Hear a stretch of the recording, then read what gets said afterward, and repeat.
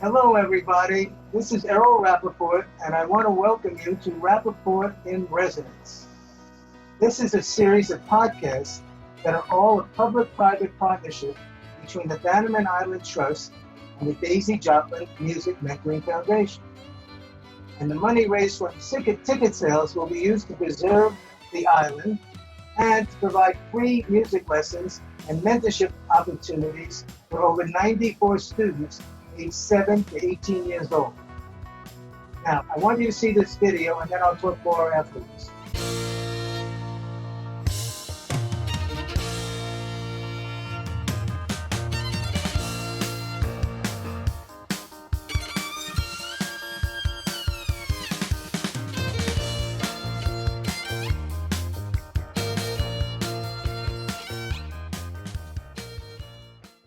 Isn't that video just spectacular? As you just saw, Daisy Jopling is such a one-of-a-kind performer. She is so talented and magical. When I first saw Daisy, I went to a fundraiser for the Actors Fund hosted by Jamie Dubois in New York City. Here came it came out all these Broadway performers singing the most beautiful songs from Andrew Lloyd Webber and everything else. And here comes Daisy with a violin, and she just mesmerized me. She mesmerized everybody. She was just so outstanding. And then I followed up to this place called Peekskill, and I was just enthralled with her work. I mean, her music is just is a fusion. It's a combination of fusion, rock, folk, and classical. And so I decided to come up here to Peekskill, and now I'm part of the Daisy Jopling Music Mentoring Foundation, and I'm a facilitator and board member. Now, so the event we're doing is from September 30th to October 4th. My guest today is the most special Daisy Jopling. Daisy is the founder of the Daisy Jopling Band and the Daisy Jopling Music Mentoring Foundation. Now, here are some highlights of Daisy's biography. Daisy Jopling was born in London. She began playing the violin at age 3, and at age 14, she performed Bach's double concerto for violin and oboe at the Royal Albert Hall in London. At age 19, Daisy studied Hungarian folk violin in Transylvania. Then Daisy moved from London to Vienna in 1994 and to New York in 2006. Daisy has collaborated with some of the world's top artists.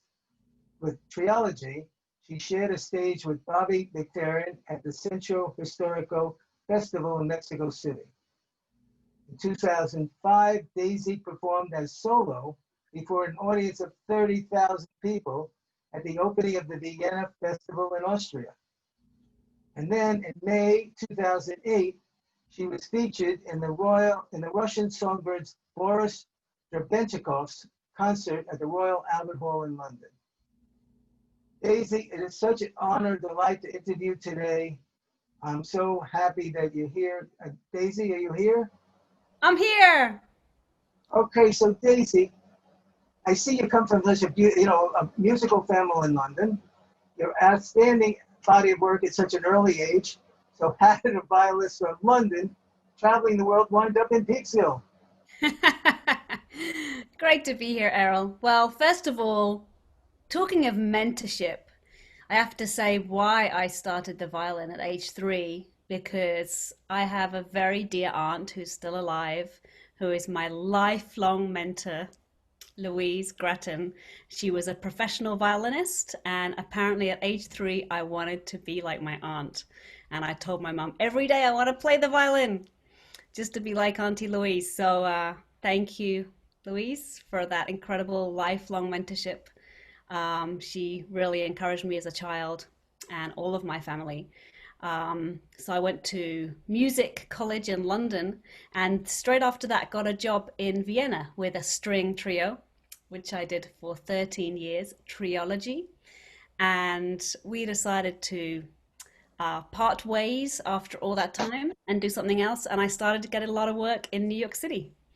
Um, Turned it down for a year, but finally decided to come here and try it out. And then I met my beloved husband, Joe. And he's from Peekskill, and he persuaded me to come up here, and I love it here. I've been here 11 years now, and just love it more every single day. Did you perform? Did he see you perform? Actually, Joe first met me at a concert, George Benson concert. We Ah, were up and dancing, and you know, mesmerized him too, huh? yeah. You remember what you were wearing? Short red dress and red pumps. Okay, so Daisy, now tell me why and how did you start the Daisy Jopling Mentoring Music Foundation? So it's kind of interesting. I lived in the capital of music in Austria, Vienna, which, well, it's the capital of Austria, but a real capital of music. And every child in Vienna, and I think throughout Austria, has the opportunity to learn a musical instrument. And apparently in Vienna, 1 out of 2 children plays a musical instrument. So I was very used to this. I lived there for 13 years. And when I came to New York City and also up here in Westchester, north of New York City, I was initially quite surprised to see that there weren't so many opportunities for students to learn a musical instrument. That's been obviously a major part of my life. My 2 siblings are musicians also, but really my family thought it was great to have music education as a child just because of how it really enhances the brain. And I believe that's true. I mean, I'm so benefited by an amazing life of music. So having already, yeah, toured around the world for many years, I definitely was at that stage where I wanted to encourage children and give back and support them. And finally, coming up to Peekskill, I found not only could I start this music mentorship foundation and have free after school music lessons for children who wouldn't have that ability otherwise, I also found that having children perform alongside me and my band was really life changing for them. Happened really organically, where I just heard about an amazing local choir, the Hendrick Hudson High School Treble Makers. They came and performed with us. They were outstanding. People were blown away. And there was something very magical for the audience about hearing an incredible concert, but somehow knowing that right now, these students performing on this great stage, surrounded by amazing musicians, performing 100 times better than they ever had, was a powerful and transformative moment for them, and the audience could feel that, and it creates great vibes. Like you say, Errol, it's like mesmerizing to see what's happening to the students. And this, which happened really organically, I didn't come to New York thinking I'm going to work with children or with students, but it was so powerful for them. It was so rewarding for me and all of the artists that I work with, that this for 9 years now has turned into something that we do a lot of the time.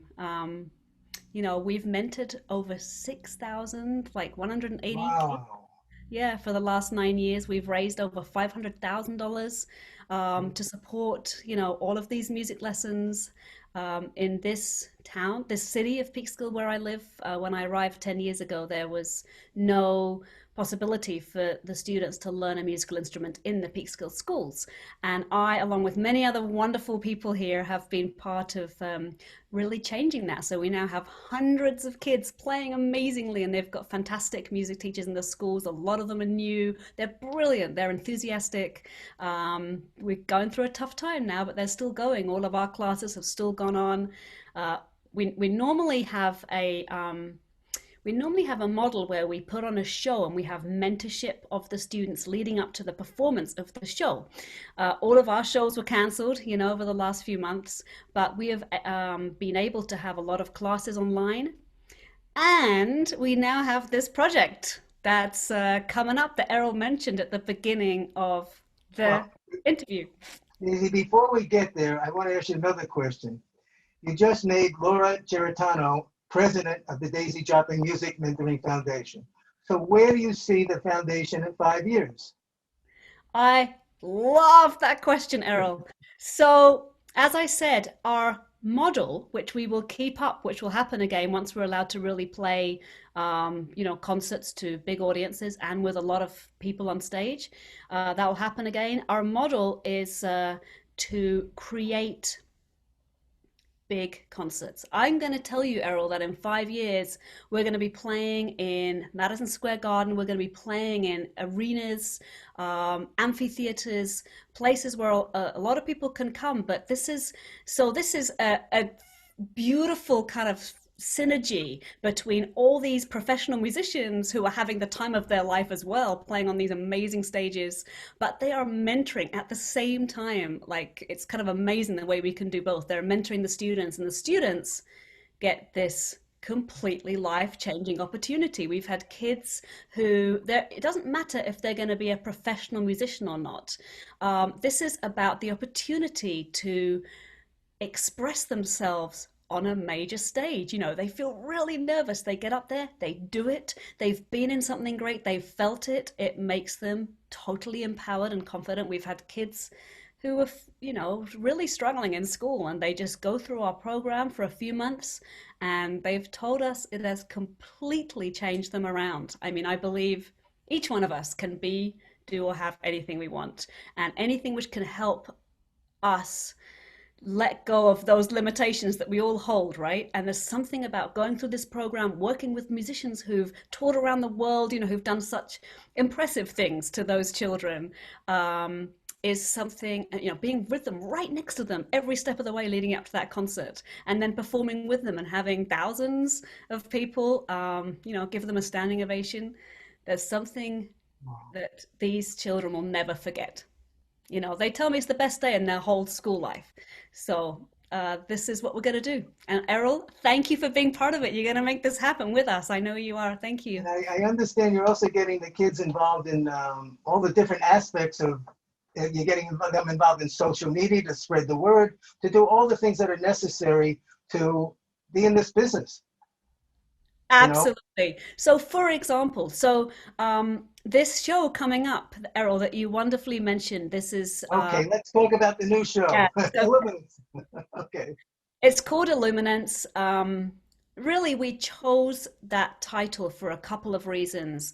One is it's happening on an island in the middle of the Hudson River called, well, the official name is Polypel Island. It's called Bannerman Island because Francis Bannerman VI built a totally fantasy-like castle on that island, which is now in ruins and somehow even more magical than ever. So on Bannerman Island, with no electricity, by the way, and no water, we're bringing everything over there. We're performing not only a concert with my full band, but we're gonna have, I would absolutely say, one of the greatest lighting designs that's ever been created. I've seen what Deek Hazerjian has done before. Errol, you're going to be interviewing him next week, which is pretty exciting. So Um, excited. I saw a film of what Deek had created with light, with his lighting designs, on the Bannerman Castle some years back, and I was so moved. I just started crying. I mean, it's so mesmerizingly beautiful, creative what he does. He is going to be mentoring students. He's had a life, he's one of the greatest lighting designers for me in the world. I've seen a lot of lighting designs. I am really blown away. I was going to say in love with Deek's genius. I think he's totally genius.